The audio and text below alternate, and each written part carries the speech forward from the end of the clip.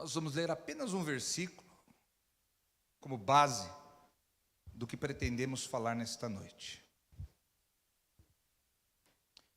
Versículo 15, diz assim a palavra do Senhor: se me amais, guardai os meus mandamentos.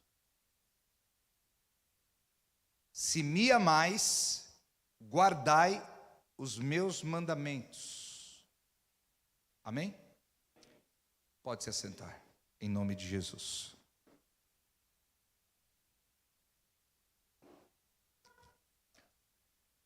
Se me amais, se vocês me amam, guardem os meus mandamentos.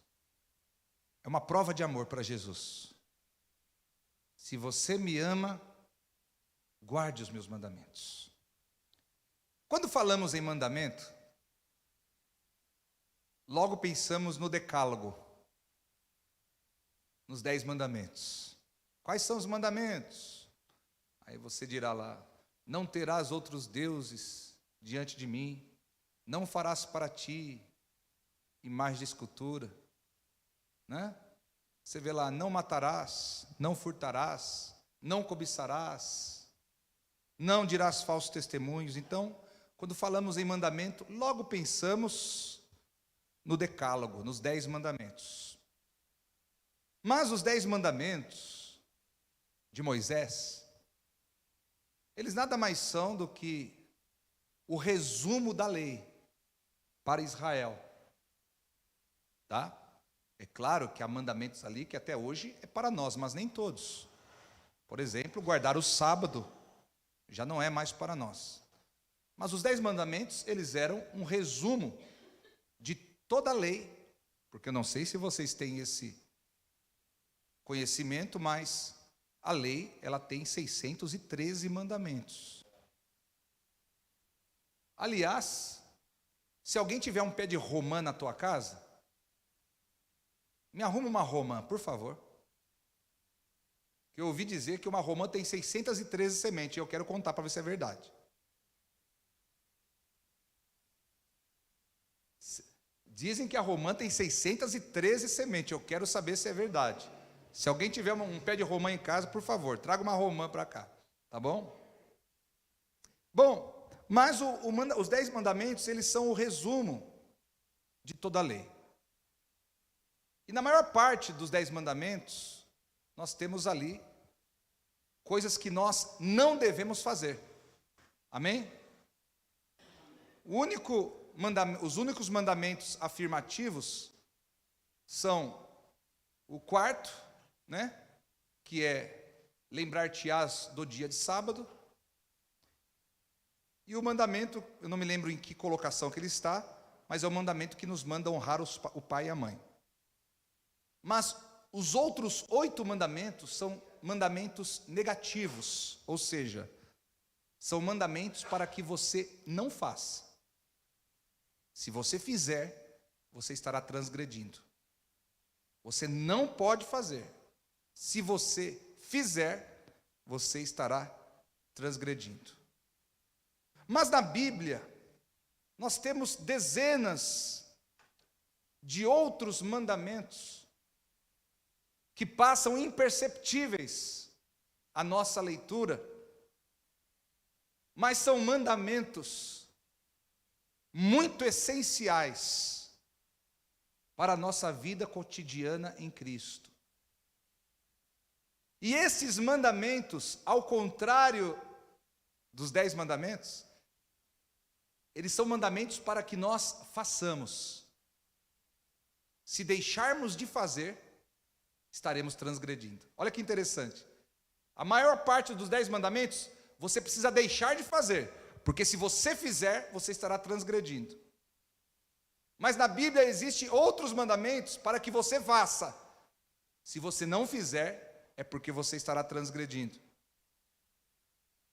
O mandamento, diz a palavra de Deus através do apóstolo, ele é santo, justo e bom. Todos os mandamentos que existem na Bíblia visam o nosso bem. Deus não quer te escravizar, te oprimir, como dizem alguns por aí.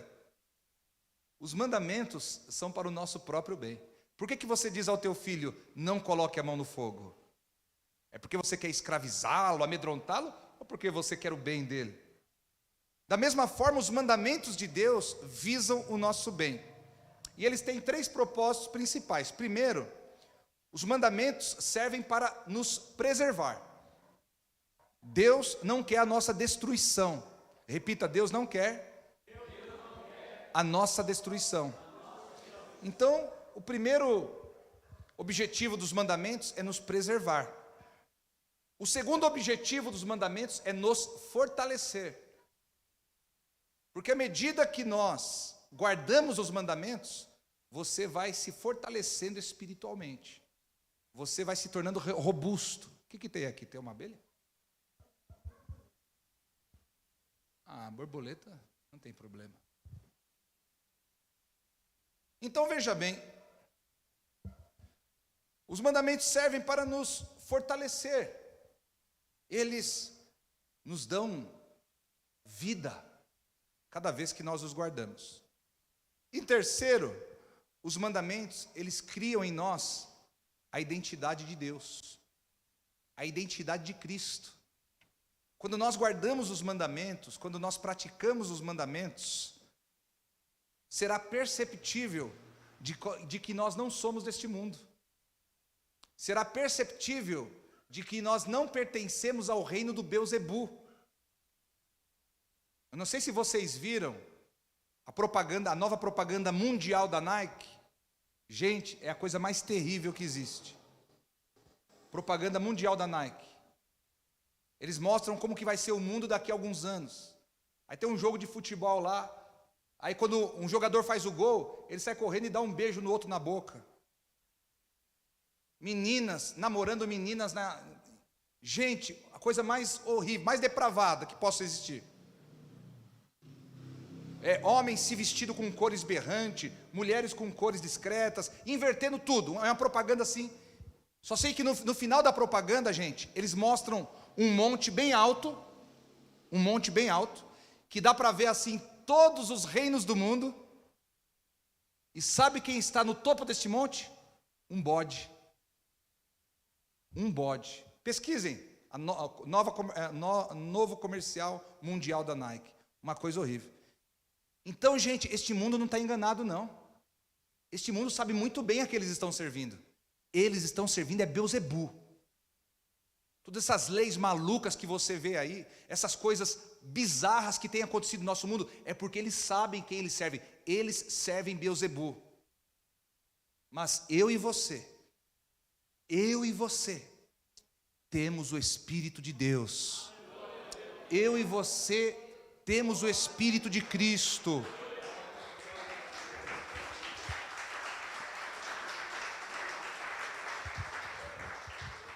E quanto mais nós guardamos os mandamentos, mais nós criamos uma identidade com o reino de Deus e com Jesus.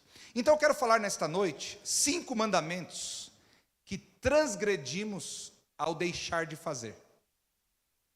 Ao contrário do decálogo. O decálogo diz, não matarás, não furtarás, não cobiçarás. No decálogo você não pode fazer. Se você fizer, você transgride. Agora eu quero falar sobre 5 mandamentos que você deve fazer.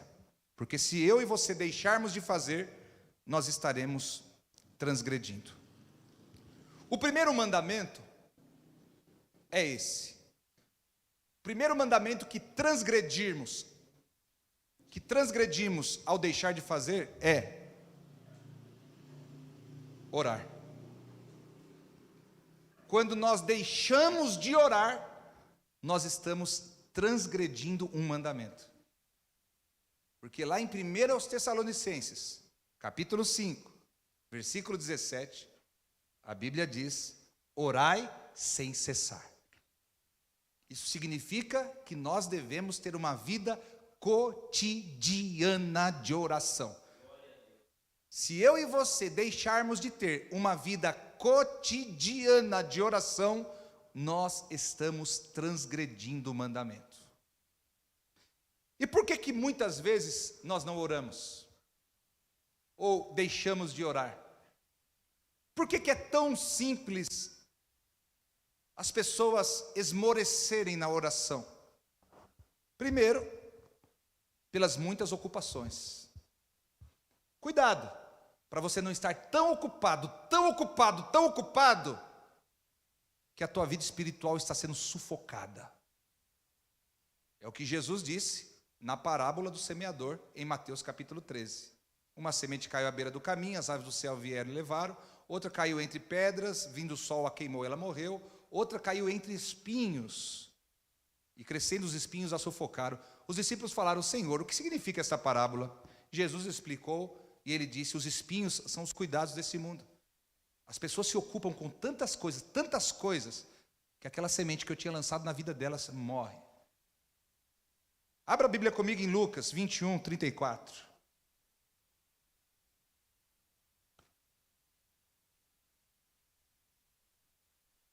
Lucas, capítulo 21, versículo 34. E aqui eu vou ser bem objetivo, gente, que a nossa estrada é grande. Lucas 21, 34. E olhai por vós, não aconteça que os vossos corações se carreguem de glutonaria, de embriaguez e dos cuidados da vida, e venha sobre vós de improviso aquele dia. Olha que interessante. Cuidado para não sobrecarregar o teu coração com comilança, com bebedeira e com ocupações sem fim. E quando Cristo vier, você vai ser apanhado de surpresa. O que esse texto está nos mostrando? Que a vida de comunhão com Deus é necessária para que quando o arrebatamento ocorrer, você esteja perceptível, você esteja ligado, você esteja em comunhão, porque pode ser que aquele dia vai apanhar muitas pessoas de surpresa, estarão completamente vazias de Deus, vazias do óleo do Espírito, porque se ocuparam tanto com as coisas deste mundo. Então as muitas ocupações, elas fazem com que aos poucos você vá deixando de orar. Uma outra coisa é a falta de propósito. Nós precisamos orar, porque da oração depende a nossa vida. Imagina, se o médico falasse para você assim: olha, você vai ter que tomar esse remédio para sempre. O dia que você ficar sem tomar, você vai passar mal, e no segundo dia você morre. Aí quando passa alguns anos, você fala: ah, tá doido, não é possível que... Aí você fala: não, hoje eu não vou tomar não. No outro dia você amanhece ruim, acabar, você fala: meu Deus, deixa eu tomar, senão eu vou morrer. O médico tinha razão. Nós precisamos enxergar a oração assim. A oração, ela é a razão da nossa sobrevivência. Se nós deixarmos de orar, a gente começa a morrer imediatamente espiritualmente. Então muitas vezes, gente, nós deixamos de orar porque falta propósito. Você precisa ter propósito de orar. Você não ora porque você está disposto a orar, porque você gosta muito de orar. Você ora porque é necessário orar. Eu acho interessante, no primeiro livro dos Reis, capítulo 18, Deus diz assim para Elias: Elias, 3 anos e meio sem chover, acho que Israel já entendeu a lição, já castiguei bastante o povo, vai até o rei Acabe e diga para ele que eu vou trazer chuva sobre Israel. Elias foi, encontrou com Acabe e falou assim: Acabe, eu vou orar e vai vir chuva sobre Israel. Acabe falou: pô, legal, que bom. Aí diz a Bíblia, primeiro livro de Reis, capítulo 18, versículo 42, pode anotar aí, não precisa ler. Diz a Bíblia que Elias foi para o monte orar, e Acabe foi para o banquete comer e beber. Ué, rapaz, não era para ele falar para o profeta assim: oh, não, vamos lá, eu quero estar junto com você. Não, eu quero me humilhar diante de Deus, eu quero colocar minha cara no pó, 3 anos e meio. Nada. Ele foi para o banquete comer e beber, e Elias foi sozinho orar. Então, para você orar, você precisa ter propósito. Se você for ficar esperando pessoas te encorajarem a orar, pessoas te ajudarem em oração, pessoas se envolverem com você, você nunca vai orar. Você precisa ter propósito.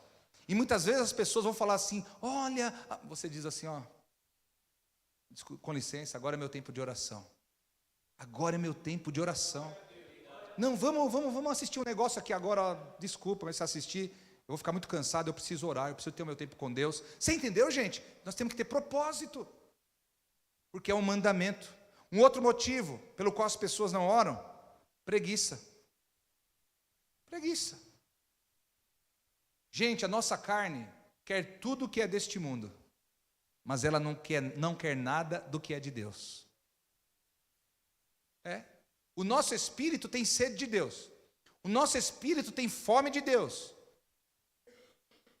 Mas a nossa carne, ela não quer nada com as coisas de Deus. Então você pensa assim, eu vou começar um seriado. Nossa, lançaram um seriado bom agora, a carne. A carne já traz pipoca guaraná na cabeça. A carne já te seca. Isso, pega a almofada. A carne, é a carne. Aí lá no fundinho do teu coração, o Espírito fala, não, você precisa orar. E a carne, não ora nada, depois você ora, vamos orar. A carne é assim. Vamos fazer um bate e volta na praia. Vamos lá. Praia. Vigília de oração. Mas noite inteira. Quem que ora a noite inteira? Que exagero. 1 hora de oração já estava bom. Para que 2? Para que noite inteira? É a carne, gente. Nós temos uma luta. Nós temos uma luta dentro de nós. E nós precisamos, gente, fazer prevalecer o que é certo. E o que é certo é joelho no chão, cara no pó e clamor diante de Deus. Gálatas 5,17, olha o que diz.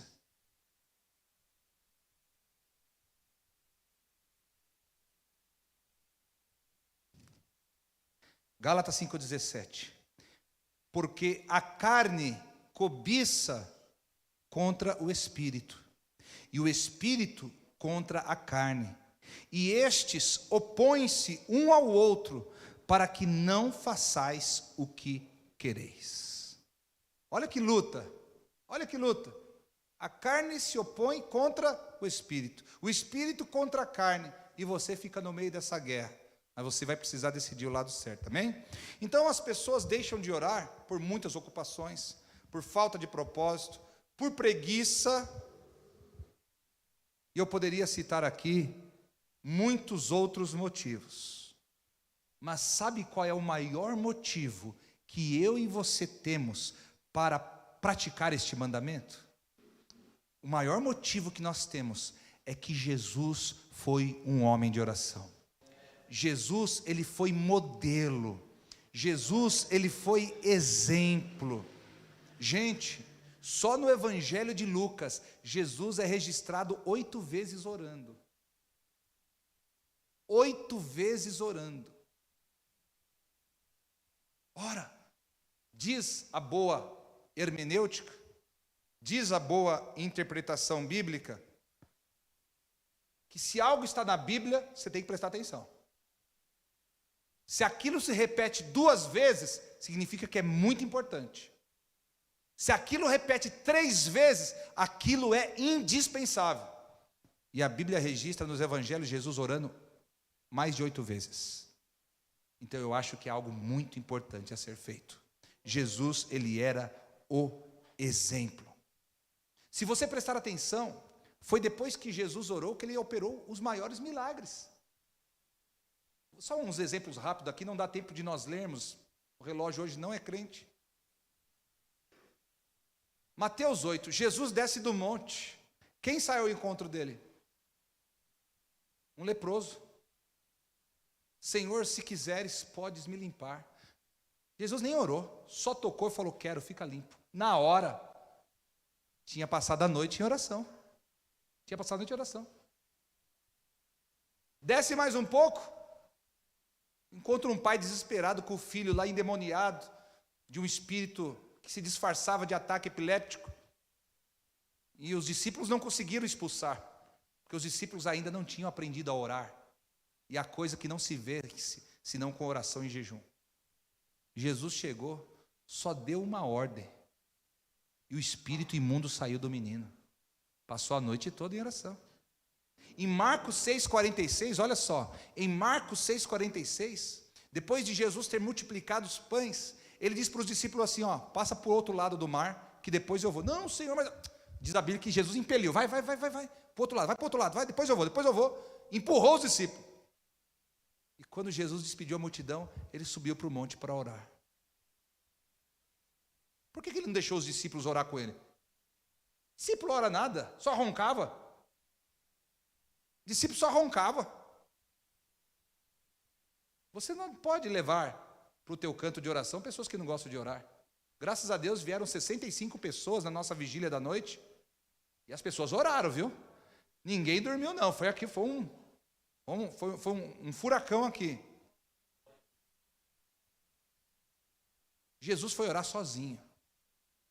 Orou das 6 da tarde até por volta das 4 da manhã. E quando ele se levanta do seu momento de oração, ele vê que os discípulos não tinham conseguido chegar do outro lado ainda. Pegaram uma baita de tempestade, da montanha onde ele estava, dava para ver o mar da Galileia, ele viu os discípulos lá, o barco lá assim, ó, não saía do lugar. Ele desceu do monte e foi andando sobre as águas, depois de uma noite de oração. Tem gente que quer vitória, não ora. Quer mudança, não ora. Quer milagre, não ora. Quer libertação e não ora. Não adianta. Se eu e você não obedecermos este mandamento, nós estaremos transgredindo. Será que algum de nós aqui somos melhores do que Jesus? Jesus era filho do Deus vivo. E ele orava. Quanto mais eu e você, que temos nossa natureza caída, precisaremos estar aos pés do Senhor. Mateus 26, 41. Jesus disse: nem uma hora podeis orar comigo? Um cristão, preste atenção no que eu vou dizer agora. Um cristão de verdade, ele não ora menos do que uma hora por dia. E se orar menos do que isso, já está transgredindo. Você pode até dividir, orar 20 minutos de manhã, 20 à tarde, 20 à noite, ou você pode orar meia hora de manhã, meia hora à noite, mas o cristão que ora menos de uma hora por dia, está transgredindo. Porque Jesus falou, nem uma hora vocês podem orar comigo? Primeiro mandamento que nós transgredimos ao deixar de fazer é deixar de orar. Porque a palavra diz, orai sem cessar. Segundo mandamento que nós transgredimos ao deixarmos de fazer. Nós transgredimos, isso aqui, ó, ninguém nem imaginava isso aqui. Quando deixamos de trabalhar. Eu não estou falando com aposentados não, viu? Aposentado já trabalhou bastante. Que susto. Eu estou falando de pessoas que deixam de trabalhar para ficar batendo na porta da casa dos outros. Deixam de trabalhar para ficar dependendo de ajuda de governo. Deixam de trabalhar para ficar esmolando aqui, esmolando ali. E não é porque são doentes, não. É porque tem preguiça mesmo. Olha só, 1 aos Tessalonicenses capítulo 4, versículos 10 e 11. 1 aos Tessalonicenses capítulo 4, versículos 10 e 11. Diz assim: porque também já assim o fazeis para com todos os irmãos que estão por toda a Macedônia. Exortamo-vos, porém, a que ainda nisto aumenteis cada vez mais. No que, Paulo? No que eu devo aumentar cada vez mais? 11. Procureis viver quietos e tratar dos vossos próprios negócios e trabalhar com vossas próprias mãos, como já vô-lo temos mandado, para que andeis honestamente com os que estão de fora e não necessiteis de coisa alguma. A Bíblia está mandando o cristão trabalhar com as próprias mãos para que ele não tenha necessidade de coisa alguma. Há um ditado que diz que o trabalho dignifica a pessoa, sim ou não? É tão gostoso você servir para alguma coisa. É tão gostoso você ser útil em algo. E o melhor, ser remunerado por isto. O trabalho dignifica a pessoa. O trabalho dá propósito à vida. O trabalho dá propósito à vida, gente. Você tem horário para acordar de manhã. É uma canseira durante o dia? É. Mas quando chega no final do dia, você toma aquele banho, relaxa, come. Ah, missão cumprida. Você tem propósito. Você tem propósito. O trabalho é recompensador. Sabe o que é o salário? Sabe o que significa o salário? O salário é a recompensa que você recebe pelos problemas que você resolve.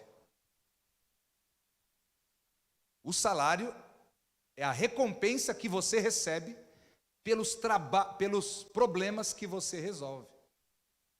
Agora tem gente que não quer resolver nada, mas quer ganhar.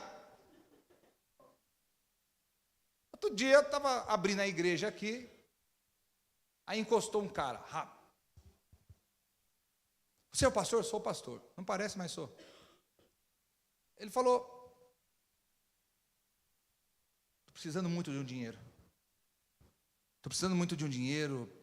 Sabe, acabou o gás. Gente, essa história de acabou o gás é mais velha do que a esposa de Noé. Desde quando eu me converti, eu vejo gente chegando na porta da igreja dizendo que acabou o gás. Mas por que vai na porta da igreja? Vai na porta do depósito de gás. Não é verdade? Corre lá e fala: ó, acabou meu gás, né? Mas vem na porta da igreja. Mas pelo estereótipo eu via que a pessoa, na verdade, estava querendo dinheiro para outra coisa. Aí eu disse: olha, se você entrar, você vai participar de um culto maravilhoso. No final eu posso conversar com você e posso até te ajudar. Ele falou: não, eu estou com pressa, não dá para ficar culto, não, eu preciso de ajuda, eu preciso que você me ajude. Eu falei: não, com dinheiro eu não ajudo. Ele falou: nossa, mas aqui não é uma igreja evangélica? Eu falei: exato, não é banco. Não é banco. E ele saiu bravo, esbravejando e xingando. O que é isso? As pessoas se acostumaram a receber sem fazer nada. Salário é a recompensa que você recebe por resolver um problema. Há outros que querem muito por nada. Querem ganhar muito por não fazer nada. Eu, particularmente, cansei de arrumar trabalho para as pessoas. Eu não arrumo mais. Se quiser agora, vai ajoelhar diante do altar, vai fazer campanha de terça-feira, quem tiver desempregado. Eu não arrumo mais. Rapaz, eu já passei cada carão. Camarada desempregado, sem trabalho, dependendo dos outros. Mas quanto que ganha? Ah, mas só isso? Mas que benefício que tem? Ah, mas só esse benefício? Ah, pelo amor de Deus, gente. Sabe? Ah, mas o que tem que fazer? Ah, não, isso daí é difícil de fazer, não vou fazer isso daí não. Eu não arrumo mais. Meu primeiro trabalho foi com 10 anos. Depois não trabalhei mais. Aí, com 14 anos, comecei a trabalhar e não parei mais. Só saí da vida secular porque Deus me ordenou que eu me dedicasse totalmente à sua obra. E às vezes 24 horas de um dia é pouco. Mas eu sempre digo para os meus filhos: filhos, se algum dia na tua escola alguém falar assim: teu pai é pastor? Nossa, que vida boa, hein? Fala para ele lavar a boca com sabão. Porque às vezes meus meninos falam: pai, nós temos compromisso todos os dias. Nós não temos uma noite livre. E eu entendo eles. Mas é necessário. É preciso. Alguém tem que fazer. O que não pode é a obra de Deus ficar sem fazer. Mas eu sei que no final das contas, a recompensa também é grande. A recompensa também é grande. Gente, veja, hoje é muito fácil as pessoas trabalharem. Você pode trabalhar de casa. Na década de 90 não existia isso, não. Gente, era piada. Na década de 90 era piada alguém querer trabalhar de casa. Era piada. Hoje tem trabalho que você pode até ser bem remunerado trabalhando de casa. Sabe? A pessoa, ela tem que entender que na vida tudo tem degraus. Ninguém começa por cima. Ninguém começa ganhando muito. Ninguém começa como CEO da empresa, como diretor. Tudo vem de baixo. Tudo vem de baixo. Não adianta pegar o bonde andando e querer sentar na janela. Eu acho muito bonita a história do Silvio Santos. Silvio Santos, ele vendia coisas acho que ele vendia guarda-chuva na 25, mas aí ele viu que não tava, a margem de lucro não estava boa, aí ele decidiu vender caneta. Aí caneta deu certo. Aí o lucro era muito bom, começou a vender bastante caneta. Bilhete de loteria. Se você vê a história de vida deste homem, gente, e aí ele foi crescendo, e crescendo, e crescendo, e crescendo, e crescendo, sabe? Se você vê o dono do açaí, lê a história do dono do açaí, esse mercado aí. Até 20, 25 anos atrás ele era um cara pequeno, mas foi ali, ó, foi ali, olha o tamanho do império que é o mercado do açaí hoje. Gente, se o ímpio prospera, você acha que Deus não quer prosperar os seus servos? Mas como diz o ditado, Deus ajuda quem cedo madruga, tá? É isso, tá certo? Então, segundo aos Tessalonicenses capítulo 3, versículo 10, olha o que Paulo fala. Por que que Paulo trata desses dois assuntos nos Tessalonicenses? Porque quando Paulo escreve a primeira carta aos Tessalonicenses, ele fala do arrebatamento, da volta de Jesus. As pessoas ficaram tão impressionadas com o arrebatamento, com a volta de Jesus, que elas não queriam nem mais trabalhar, só aguardar Jesus agora. Já que Jesus vai vir nos buscar, aleluia! Irmã, pode ser o chá na tua casa hoje? Ai, que beleza! Amanhã eu vou na tua casa para nós almoçar, bater um papo sobre a volta de Jesus, tá? Aí ficava assim, um na casa do outro, ninguém trabalhava e ficava, sabe? Todo mundo passando necessidade. Por isso que Paulo fala de trabalho na primeira carta, e na segunda ele pega mais pesado. Capítulo 3, versículo 10.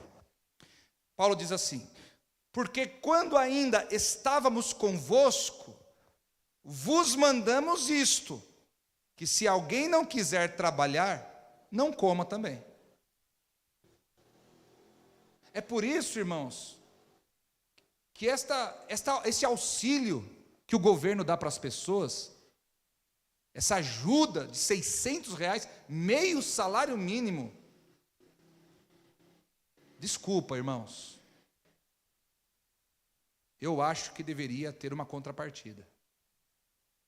A pessoa tinha que fazer alguma coisa, produzir alguma coisa. Não, você vai receber R$600, mas eu vou mandar alguma coisa para a tua casa para você fazer, e você tem que, sabe? Porque é bíblico, se alguém não quiser trabalhar, não coma. Quer comer, não quer trabalhar. Olha, gente, é mandamento. É mandamento. A Bíblia diz que para esse mundo existir, Deus trabalhou 7 dias. E até hoje, no Salmo 121, a Bíblia diz que Ele não cochila e nem dorme. Jesus disse em João 4, o meu Pai trabalha até agora e eu trabalho também. O nosso Deus é Deus de trabalho. Amém?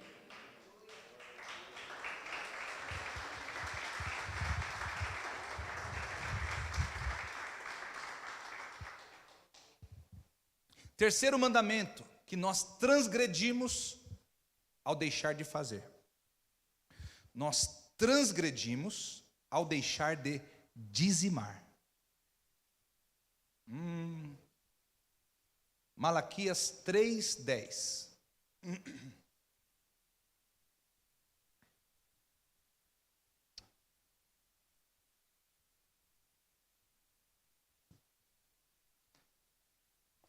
Malaquias 3:10.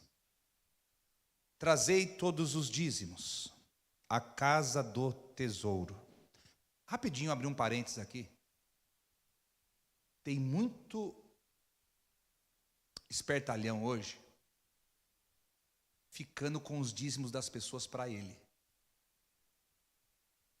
A tal da oferta sacerdotal. Oferta de honra. Tá? O que é isso? Então é assim. Tem pastor, se é que eu posso dizer assim, ou apóstolo, ou bispo, que forma para ele 12 discípulos. 12 discípulos. E os dízimos daqueles 12 discípulos não dão na igreja, eles dão para ele. É como se aquela fosse a oferta de fidelidade dos discípulos para o mestre. Então, tem muita igreja fazendo essa coisa não bíblica, para dizer com bastante educação, tá? Mas olha o que diz a Bíblia aqui: trazei todos os dízimos à casa do tesouro. Não é a homens, não é ao sacerdote, é para a casa do tesouro. É onde estão armazenadas as dádivas de Deus, para que haja mantimento na minha casa, e depois fazei prova de mim nisto, diz o Senhor dos exércitos, se eu não vos abrir as janelas do céu, e não derramar sobre vós uma bênção tal, até que não haja lugar suficiente para a recolherdes. Quando uma pessoa dizima, dá o dízimo, ela está demonstrando desprendimento. Afinal, quem governa a tua vida? É Deus ou dinheiro? Então vamos pegar o Detefon ali e matar esse escorpião do bolso. Vem cá. A pessoa que dizima, ela está se demonstrando desprendida. Ela está falando assim: isso aqui não vai me fazer falta. Quem me sustenta é Deus. Quem me sustenta é Deus.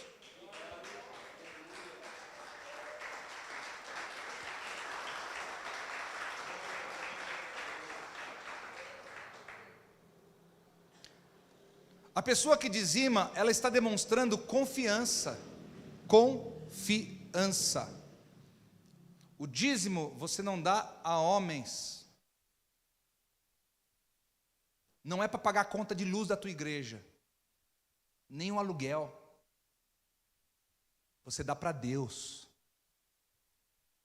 Se a nossa igreja fosse em Moçambique, lá no fundão de Moçambique, não na capital, lá no fundão, onde os irmãos fazem culto debaixo da árvore, não tem conta de luz, não tem conta de água, não tem aluguel, ainda ali nós teríamos que dar o dízimo ao Senhor, porque nós não damos o dízimo para pagar conta, nós damos o dízimo porque é de Deus. O que acontece neste mundo se você ficar com algo que não é teu? Apropriação em débito. Muita gente está assim, ficando com o que não é dele, com o que é de Deus. Dizimar também significa devoção. Eu adoro a Deus com meu dízimo, porque Ele me deu trabalho. Eu suei o mês inteiro. Quando o salário caiu na minha conta, eu falei: Deus, foi o Senhor que me deu saúde, foi o Senhor que me deu trabalho, foi o Senhor que me deu disposição. Está aqui, Senhor, é teu. É teu. É devoção. Devoção. Gente, seria impossível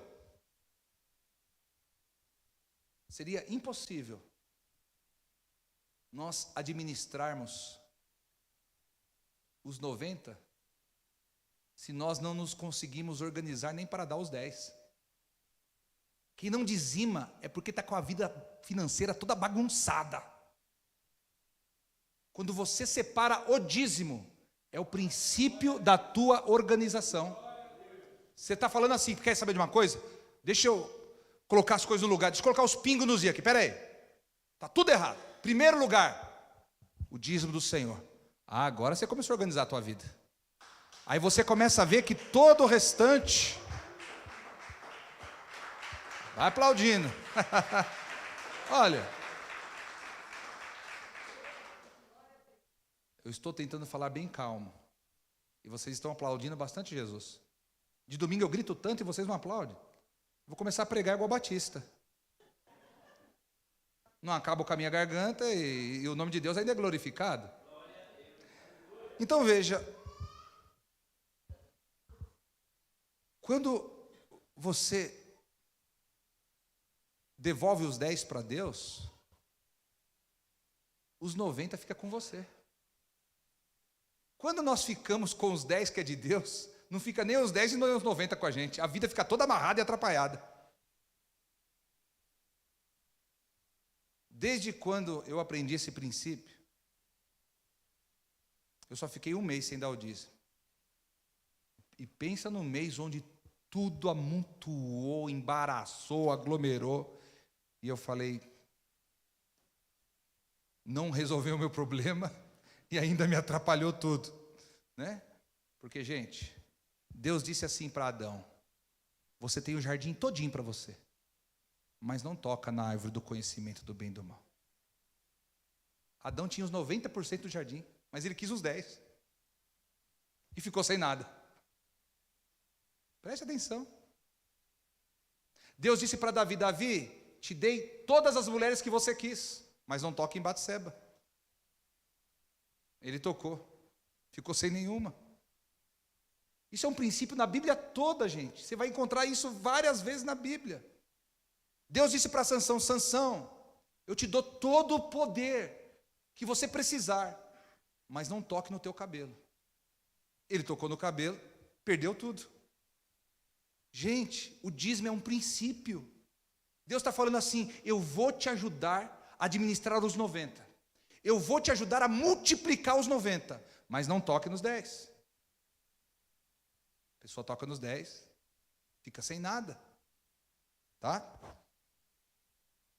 Tem um pastor na internet que ele gosta de pousar de radical, mas e ele prega bastante contra o dízimo. É um pastor bem conhecido. Ele prega bastante contra o dízimo. Aí, quando foi, alguns meses atrás, ele postou um vídeo dizendo que a obra de Deus estava passando apuros, necessidades.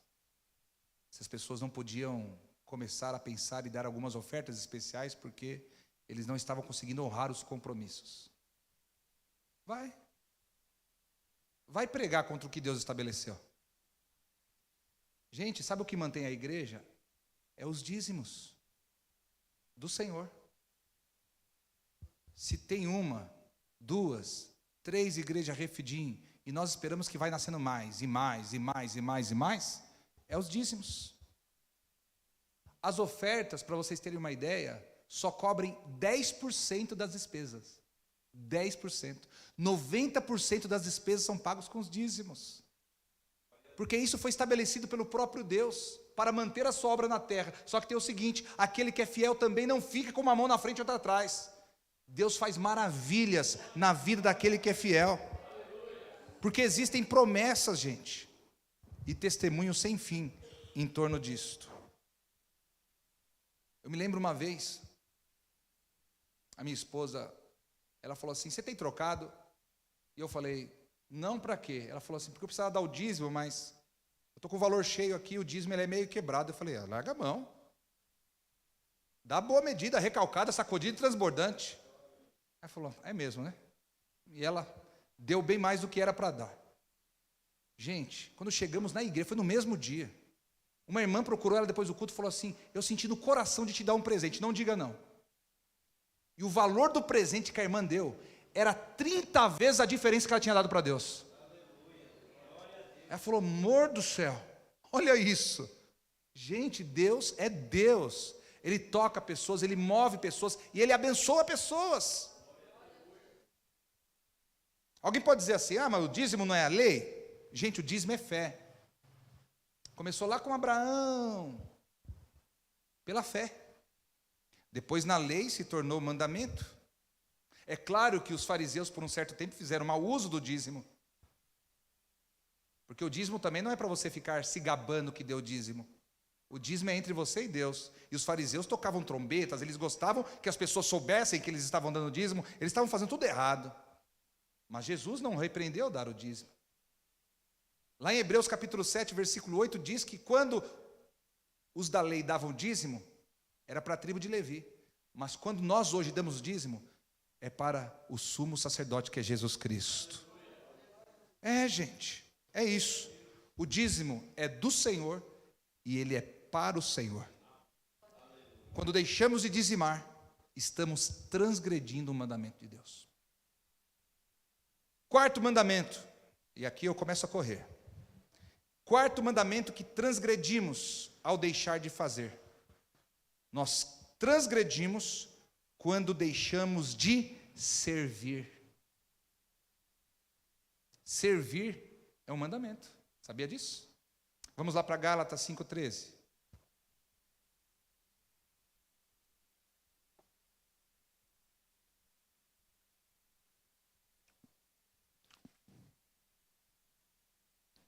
Gálatas 5,13. Diz assim: porque vós, irmãos, fostes chamados à liberdade. Não useis, então, da liberdade para dar ocasião à carne, mas servi-vos uns aos outros pelo amor. Quando existe uma equipe de louvor aqui, a equipe de louvor está servindo a igreja. Quando existe um diaconato, o diaconato está servindo a igreja. Aqueles jovens ali estão servindo a igreja. Quando tem um cafezinho no final do culto, de uma reunião, as irmãs estão servindo a igreja. Você foi chamado para servir. Servir faz bem. Servir faz bem. Glória a Deus. O que está acontecendo, gente? Estamos perdendo a essência da fé ou o quê? O que está acontecendo, gente? Eu estou pensando seriamente, a partir do próximo ano, cortar as redes sociais da igreja. Não vai ter mais culto transmitido. Quem quiser cultuar terá que vir na igreja. O que está acontecendo, gente? As pessoas estão perdendo a essência de servir. O serviço cristão é bíblico. Ser útil é bíblico. Deus não te chamou para o ministério do banco. Alguma coisa você sabe fazer. Alguma coisa você tem habilidade. Servir é bom. E sabe por que servir faz bem? Porque Jesus serviu. Jesus disse assim: eu não vim para ser servido, eu vim para servir.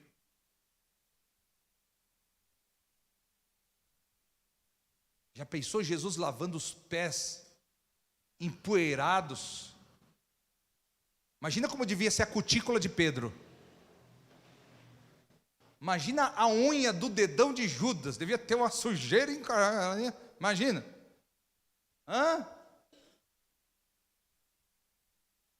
Jesus falou: tirem as sandálias. Encheu a bacia d'água, foi passando pé por pé. Acho que Pedro ficou até envergonhado com aquele olho de peixe que ele tinha no pé assim. Vai lavar meu pé, Senhor, de jeito? Não precisa lavar não. E Jesus falou: se eu não lavar, você não tem parte comigo. Então pode lavar até a cabeça, os braços. E Jesus falou: só o pé. A parte mais baixa, a parte mais suja do corpo, o pé.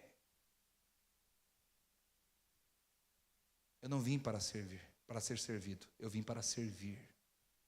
E agora a Bíblia está dizendo: vocês, nós precisamos servir uns aos outros. Eu fico feliz e é com muita alegria quando eu dou carona para a irmã Anita. Eu tenho o prazer de pegar esse carro que Deus me abençoou e servir a minha irmã, que gasta para vir de tão longe congregar aqui. Acho que a irmã Anita, depois da minha irmã, eu acho que ela é a que mais mora longe. Tem o Jaraguá também, A Lucineide mora em Osasco, isso. Só que a minha irmã, graças a Deus, tem carro, minhas irmãs. A Neide também tem carro, tem moto, a irmã não tem. Então, quando eu posso, irmã, vamos lá. E é com prazer que eu faço. A irmã Patrícia vem com aquela fileira de netinho. Fica aí, às vezes, a igreja fecha, ficava esperando o Uber. Eu falei, não, irmão, agora eu vou te levar. Se o carro estiver vazio, eu vou te levar. Sabe? Irmão, não é para aparecer, não é por nada não. É porque eu gosto. Eu gosto de ser útil para o meu irmão, para a minha irmã. A pessoa fala, pastor, não quer te incomodar, não está incomodando nada, irmão Wesley. Gente, é com prazer. Nós precisamos ajudar uns aos outros. Gente, os maçons se ajudam. Por que os cristãos não vão se ajudar? Nós precisamos servir uns aos outros. Agora, para servir é preciso abnegação. É preciso humildade. É preciso prontidão. Muitas vezes nós estamos servindo só a nós mesmos. Só estamos olhando para os nossos problemas, para os nossos compromissos, para os nossos deveres, para os nossos afazeres, e não temos tempo de servir. Reflita melhor tua vida cristã. Precisamos servir para alguma coisa. Eu acho um absurdo pessoas que cobram para pregar.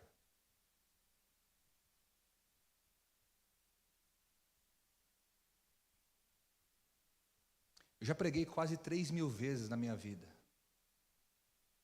Nunca, irmãos. E acredite se quiser, uma igreja deixou de me convidar porque eu não cobrei. Porque eles queriam que eu cobrasse. E eu disse que não cobrava. Mas eles falaram, não, mas aqui é um evento especial, a banda vai cobrar, o fulano que vai tocar vai cobrar. Então a gente já se programou para pagar cada um. E aí eu não cobrei. E eles falaram então para eu aguardar, que eles me retornavam falando melhor sobre o dia e horário. Nunca mais me ligaram. Eles queriam que eu cobrasse. Não sei por quê. Talvez porque quando cobra é um status.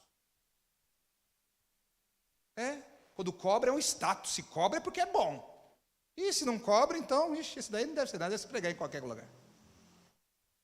É um absurdo as pessoas cobrar para cantar, cobrar para pregar, cobrar. Servir uns aos outros é um mandamento de Deus. Olha o que diz em 1 Coríntios 15, 58.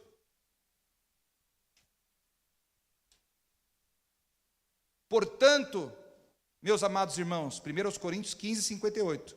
Portanto, meus amados irmãos, sede firmes e constantes, sempre abundantes na obra do Senhor, sabendo que o vosso trabalho no Senhor não é vão.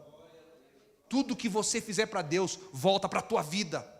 Tudo que você fizer para o povo de Deus, volta para a tua vida. Tudo que você fizer pela igreja de Deus, volta para a tua vida. Porque sobre nós está a bênção de Abraão. Deus disse, abençoarei os que te abençoarem e amaldiçoarei os que te amaldiçoarem. Está falando mal? Deixa falar mal. Estão falando mal por aí? Deixa falar mal. Deus acerta com eles. Mas quando você abençoa o povo de Deus, o servo de Deus, a igreja de Deus, a bênção de Deus vem sobre a tua vida.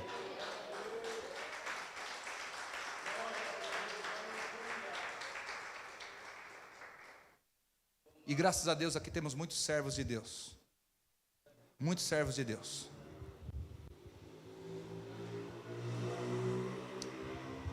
Se tiver um livro caixa na igreja, não, a igreja tem livro caixa, mas estou dizendo, se tiver um livro caixa que coloque os débitos e os créditos dos irmãos de uns para com os outros, o que eu devo para o irmão Daniel, a dívida já está lá em cima. Meu Deus do céu. O irmão Claudemir abençoou tanto a casa de recuperação com os pães da padaria. Gente, é de Deus. É de Deus. Repita comigo, se eu servir, Deus me acrescentará.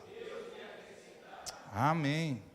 E para terminar, último mandamento que nós transgredimos quando deixamos de fazer. Nós transgredimos quando deixamos de congregar. Congregar é mandamento. Você não deve vir congregar somente quando está escalado para o teu serviço. Dia de escala é dia de trabalho. Quando você vem fora da escala, você está vindo para adorar. É claro que no trabalho nós também adoramos, mas não é a mesma coisa. Os tesoureiros, por exemplo, no dia que eles estão de serviço, No dia que os tesoureiros estão de serviço, eles perdem boa parte do culto. Mas os dias que eles estão fora do serviço, eles podem cultuar a Deus. Mas deixar de congregar é transgressão, porque congregar é um mandamento. Hebreus capítulo 10. Aleluia. Hebreus capítulo 10, versículo 25. Diz assim, Hebreus 10, 25. Não deixando a nossa congregação. Olha só, não deixando a nossa congregação, como é costume de alguns. Antes, admoestando-nos uns aos outros, e tanto mais quanto vedes que se vai aproximando aquele dia. Não deixando a nossa congregação. Não é gostoso ouvir isso? Você tem uma congregação. Você não é alguém sem endereço. Gente, que ideia é essa que se criou na cabeça das pessoas, que você não precisa de igreja? Que você não precisa ter nenhum lugar para servir a Deus. Você pode servir a Deus de qualquer jeito e em qualquer lugar. Cada um tem a sua congregação. Eu estou me aproximando de um casal que é novo convertido. Estão se achegando agora, devagarinho. Eles estavam meio sumidos da igreja. E eu fui visitá-los na segunda-feira. E ela falou assim, a esposa. Falou, pastor, eu já fui em várias igrejas. A filha dela é de uma igreja. Ela falou, mas eu não me sinto bem na igreja da minha filha. E nenhuma outra igreja que eu conheci, eu senti o que eu senti na Refidim. Por que isso? E o meu marido, que nunca tinha ido em uma igreja, mas ele gostou tanto. E depois que nós fomos na Refidim algumas vezes, nós ainda visitamos outras igrejas, pastor, mas não é a mesma coisa. Por que que lá, o que que tem de diferente? Eu falei, é porque Deus está te chamando lá. Deus está dizendo para você assim, plantinha, você é desse vaso. Ela falou, pastor, agora você matou a chágua. É isso mesmo então, é desse jeito. Porque eu não me senti bem em nenhum outro lugar. Olha que interessante, descubra qual é a tua congregação. E eu creio que você que está aqui já descobriu. Mas tem pessoas que ficam tirando a plantinha daqui e pondo ali. Tira dali e põe lá. Tira de lá, põe acolá. E não fica em lugar nenhum e acha que está tudo certo. Está errado. Não deixando a nossa congregação como é costume de alguns. Você já parou para pensar que Mateus 24:12 está se cumprindo em nossos dias? Eu nem sabia que eu ia pregar sobre isso hoje, mas durante o dia eu resolvi postar um versículo no meu store, e foi justamente esse versículo, Mateus 24:12. O que diz lá em Mateus 24:12? Mateus 24:12, o que diz lá?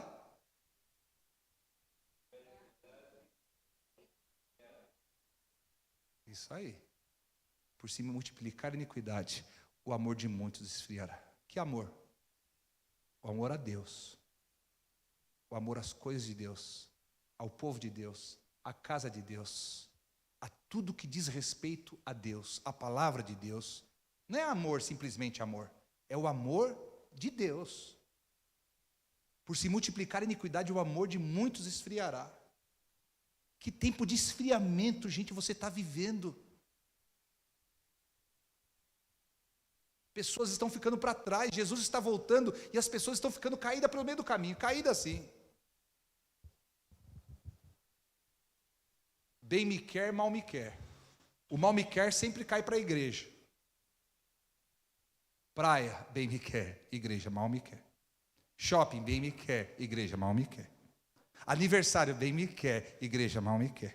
Festa de casamento, bem me quer, igreja mal me quer. E assim as pessoas estão transgredindo. Porque congregar é mandamento. Nunca se viu uma época de tantos, mas que congregam tão pouco. Há 30 anos atrás, gente, há 30 anos atrás, A população evangélica no Brasil era de 20 milhões, 23 milhões. Só que as igrejas, agora eles falam que tem 90 milhões de evangélicos. Cadê? Cadê? Não estou enxergando. Sabe? E agora, para ajudar de vez, tem os falsos mestres combatendo quem congrega, dizendo que está dentro de um sistema, que é religioso, que está sendo escravizado, dominado, influenciado, dominado. O que essas pessoas não param para pensar é que Deus colocou Israel como modelo para a igreja que havia de vir. Israel, gente, a vida de Israel era em torno do templo, em torno do tabernáculo. Trabalhar em Israel era um detalhe, mas servir o Senhor era o principal. Tanto que Deus mandou construir o tabernáculo no meio das tribos. De onde o povo estava, eles viam a glória de Deus. De onde o povo estava, eles viam a nuvem em cima do tabernáculo. De onde o povo estava, eles viam o fogo descendo sobre o templo. Quando Salomão orou, o fogo desceu do céu e consumiu o sacrifício no templo. O povo cantava, o povo louvava, o povo sacrificava, o povo ofertava. Era todos os dias em torno do templo. E aí vem a igreja. A igreja no princípio não tinha templo, claro. Perseguidos, mortos, lançados aos leões. Mas a igreja se reunia no cemitério, nas catacumbas. E quando a situação estava mais ou menos tranquila, se reunia nas casas. Até que depois do 4º século, a igreja cristã pôde começar também a ter lugares para congregar. Israel foi modelo para a igreja. E a própria palavra igreja significa ajuntamento. A palavra igreja significa ajuntamento. Ninguém é igreja sozinho. Você pode ser crente sozinho, mas igreja ninguém é sozinho. Igreja é só a partir de 2 ou 3. É por isso que Jesus diz em Mateus 18:20: onde estiverem 2 ou 3 reunidos no meu nome, eu estarei no meio deles. Porque ninguém é igreja sozinho. Para ser igreja precisa haver ajuntamento. A palavra igreja, além de ajuntamento, também significa tirados para fora. É um grupo de pessoas que foram separados por Deus para servir aos seus propósitos. É por isso que no Salmo 133 diz: ó, quão bom e quão suave é que os irmãos vivam em união. É como óleo precioso derramado sobre a cabeça, que escorre e desce pela barba, a barba de Arão, e desce até a orla das suas vestes. É como o orvalho que rega do monte Hermon, porque ali o Senhor ordenará a sua bênção para sempre. Igreja é congregar, igreja é servir, igreja é ter comunhão uns com os outros.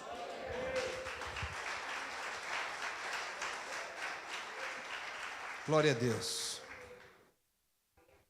E por que as pessoas deixam de congregar, se é um mandamento?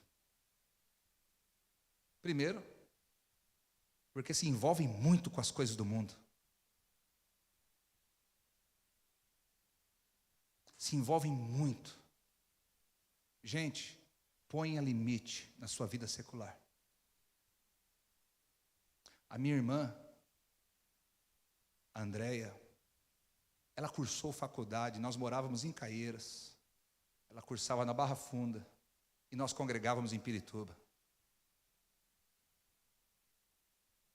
Mas ela nunca deixou de congregar por conta da faculdade, nem por conta de trabalho, nem por conta de TCC. Nunca, nem parece que ela fez faculdade, porque ela não saía da igreja. Nos ensaios do louvor, ela estava. Nas reuniões de consagração, ela estava. Nos cultos, ela estava. Porque ela dividia, ela falava: até aqui, agora daqui para lá, é meu compromisso com Deus. Hoje as pessoas dizem: não, eu não estou congregando porque eu estou trabalhando muito. Grande coisa. Não é, irmã? Então as pessoas se envolvem muito com as coisas seculares. E aos poucos vão deixando de congregar. Uma outra razão que leva as pessoas a deixar de congregar: decepções. Ficou magoado com o irmão, magoado com uma irmã, ficou magoado com uma situação, Posso te dar uma má notícia? Você vai enfrentar muitas mágoas na igreja ainda. Você vai se decepcionar muito na igreja ainda. Eu estou te avisando, hein? Deus me livre, eu não volto mais nessa igreja.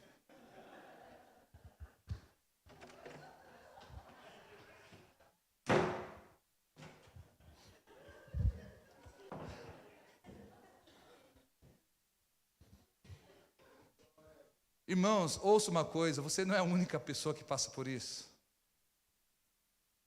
Todos passamos. Mas a maturidade, a conversão está quando você enfrenta o problema. Enfrenta a diferença, enfrenta a mágoa, enfrenta o que for. E você vence. E você permanece. Eu era novo convertido. Já descobri que um dos diáconos roubava a oferta. Eu era novo convertido e descobri que um dos diáconos roubava a oferta. Descobriram, contaram para o pastor não acreditou. Aí depois mais 4 viu ele roubando, aí o pastor acreditou.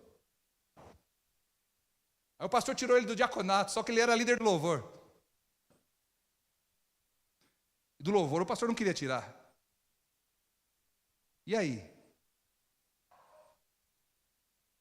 Eu falava assim, é meu pastor e Deus.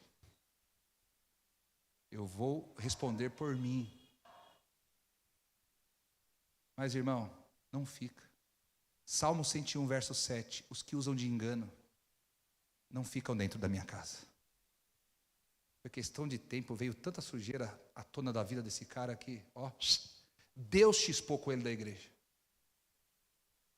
Continuei firme. Passou um tempo, fui traído pela minha noiva. Ainda bem que a Cris não está aqui hoje. Não, gente, aquela ia glorificar.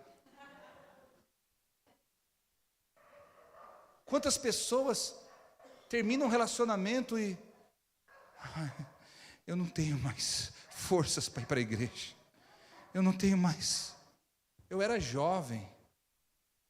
Fiquei envergonhado, fiquei arrasado, fiquei triste. Mas na minha fé ninguém toca. Na minha vida com Deus ninguém toca. Isso é um caso à parte, sabe? E aí depois é irmãos daqui, é irmãs dali, é pessoas que falam, é pessoas que mal falam, é pessoas... Gente, você vive, você sobrevive. A única coisa que você tem que fazer é continuar. Não parar. E ter a tua consciência limpa diante de Deus. Pode falar o que quiser. Se você tem uma consciência limpa com Deus, gente, Deus te justifica. Deus te justifica. Servi a Deus por 16 anos no mesmo ministério. Eu nunca pensei em sair daquele ministério. Vocês acham que um dia eu sonhei em abrir igreja Refidim? Eu nunca sonhei, nunca pensei nisso. Pelo contrário, eu até achava ruim com pessoas que abriam igreja novas. Eu falava assim, tem tanta igreja, para que vai abrir mais uma? Eu amava a minha igreja, eu beijava a bandeira da minha igreja, eu cantava o hino da minha igreja melhor do que o hino nacional. Mas um dia eles chutaram comigo para fora. Não porque adulterei, não porque roubei, não por causa disso. Me chutaram para fora porque simplesmente eu não compactuava. Eu estava com uma viagem marcada para Angola. E quando eu fiquei sabendo que na lista de passageiros ia também, no nosso grupo, na nossa caravana, um pastor que estava sendo processado por estupro, eu falei, tira o meu nome dessa caravana. Não, pastor, não, está tudo certo. Não, pode tirar meu nome. Não, pastor, mas você não precisa. Eu falei, Deus me livre, sair na foto do lado desse cara aí. Me diga com quem tu andas, eu te digo quem tu és. Tira o meu nome, não vou não. Pastor, mas está tudo certo, pode tirar, eu não vou. Com esse cara eu não vou. Pastor, mas ele faz parte da diretoria nacional da igreja, olha a força que ele pode dar para a gente. Não me interessa, não quero o favor desse cara. Tiraram meu nome. Só que passou uma semana, o cara desistiu. Aí eu falei, agora pode pôr. Você entendeu, gente? Eu não compactuava. Me mandaram, Senhor. E teve gente que falou tanta besteira. Saí de cabeça erguida. Falei com Deus. O resto da história, muitos aqui sabem. A igreja nasceu. A igreja Refidim nasceu.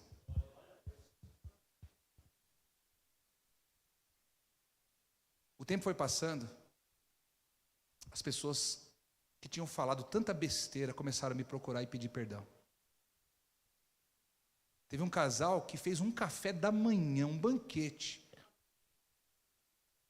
Me chamaram na casa deles, pediram para que eu comesse, à vontade, à vontade. Eu não estava entendendo nada. Pastor, queremos te pedir perdão. Falamos o que não sabíamos. Amém. Fique em paz. Você entendeu? O que você precisa é não deixar de congregar. Não deixe de congregar. Fique firme. Bata a estaca. E o resto, Deus faz por você.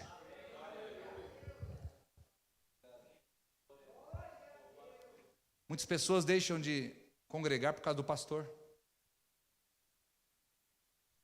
Eu até acho que se o seu pastor é adúltero, se ele é corrupto, se ele desvia dinheiro da igreja, se ele é imoral, se ele dá mau testemunho no bairro, eu até acho que você realmente não deva ficar nessa igreja. Mas meu pastor é chato, azedo, cri-cri. Olha, eu posso te falar uma coisa? Você aprende muito mais com gente chata do que com gente legal.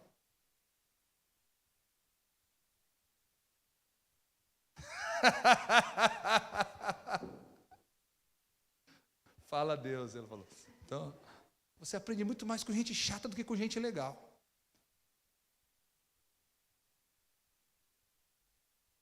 Você só precisa saber de uma coisa: se o seu pastor é de Deus ou não.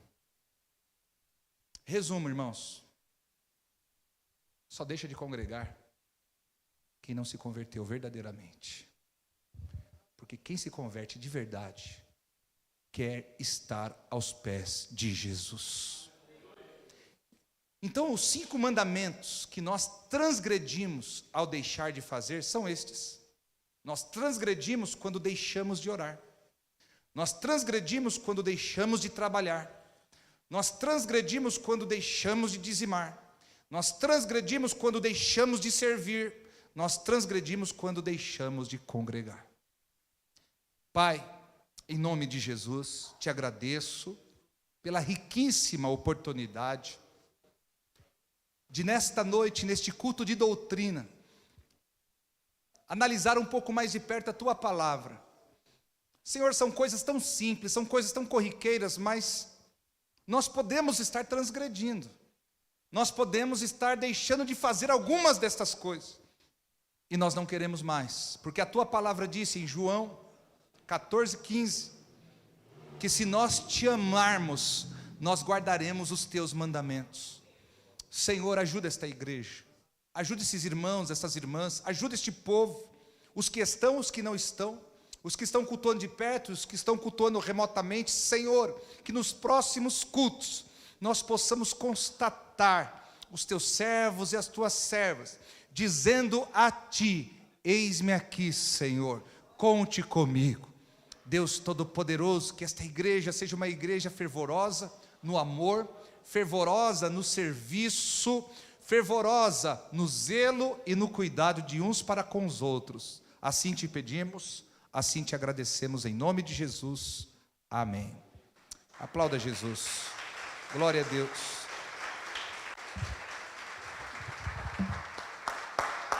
Glória a Deus, glória a Deus, glória a Deus, glória a Deus. Amém. Amanhã nós teremos aqui uma reunião com todos os líderes, cooperadores, diáconos, presbíteros, pastores das 3 igrejas cristãs Refidim. Amém? Então todos estão convocados. Sábado pela manhã nós teremos um café missionário com a missionária Andresa. Ela já está em São Paulo. Sábado pela manhã.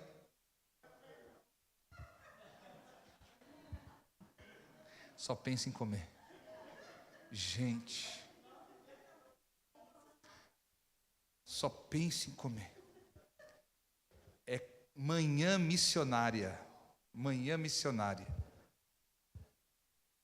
Às 9h30, né? É isso? 9h30. E à noite a escola bíblica. E no domingo, se você não veio na ceia, no último domingo, no próximo domingo agora é ceia na segunda igreja. Você pode tomar lá, tá bom? Irmã Eliana pede oração por ela, pois está gripada com diabetes alta. Oremos. Irmã Áurea Nunes pede oração pela sua neta, que está vomitando muito. Oraremos. Esqueci o nome da netinha dela. Maria Eduarda. Vamos orar. Fique de pé, gente. Foi bom para você? Então diga isso para Jesus agora. Nosso Deus e Pai, em nome de Jesus, o teu Filho, te agradecemos por esta noite de comunhão, por esta noite de unidade, por esta noite na qual celebramos e te adoramos na beleza da tua santidade. Obrigado pela tua presença, Pai, em meio aos louvores. Obrigado pela tua presença, Pai, em meio às orações. E obrigado pela tua palavra, que sempre é lâmpada para os nossos pés e luz para os nossos caminhos. Senhor, nós oramos neste momento pela vida da Maria Eduarda e repreendemos este mal em nome de Jesus. Seja virose, seja o que for que acometeu esta criança, Pai, que o poder do teu Espírito Santo a toque em nome de Jesus. Senhor, nós oramos também, Deus Todo-Poderoso, pela vida da irmã Eliana. Senhor, visita a tua serva, curando-a da diabetes, curando-a desse resfriado, restaurando, restabelecendo, Pai, para que a tua serva esteja bem, para a sua casa, para a sua família e também, Pai, para te servir. Agora, Deus, leva-nos em paz para o nosso lar, vem conosco, dando-nos uma noite abençoada de sono, reparador, de descanso, e que este final de semana seja um final de semana no qual a nossa fé seja edificada. Em nome de Jesus, amém. Que a graça do Senhor Jesus, o amor de Deus e a comunhão consoladora do Espírito Santo seja com todos, agora e para sempre. Amém. Se Deus é por nós, quem será contra nós? Ninguém. Amém.